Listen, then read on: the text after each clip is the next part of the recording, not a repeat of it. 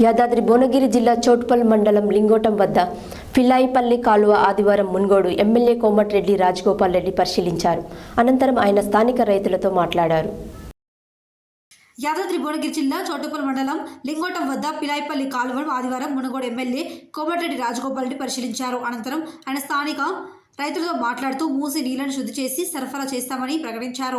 అనంతరం చౌటుప్పల్ అబ్బాయి హేమంత్ రెడ్డి బ్రిటిష్ దేశానికి చెందిన అమ్మాయి హార్లీ వివాహం సందర్భంగా చౌటుప్పల్లో నిర్వహించిన వేడుకల్లో ఎమ్మెల్యే రాజగోపాల్ రెడ్డి, మాజీ ఎమ్మెల్యేలు పల్లా వెంకటరెడ్డి, ఉజ్జిని యాదగిరి రావు పాల్గొని వధూవరులను ఆశీర్వదించారు. చౌటుప్పల్లో నిర్వహించనున్న 100 పడకల హాస్పిటల్ నిర్మాణ పనులను పరిశీలించి పనులు నాణ్యతతో చేయాలని కాంట్రాక్టర్లకు పలు సూచనలు చేశారు.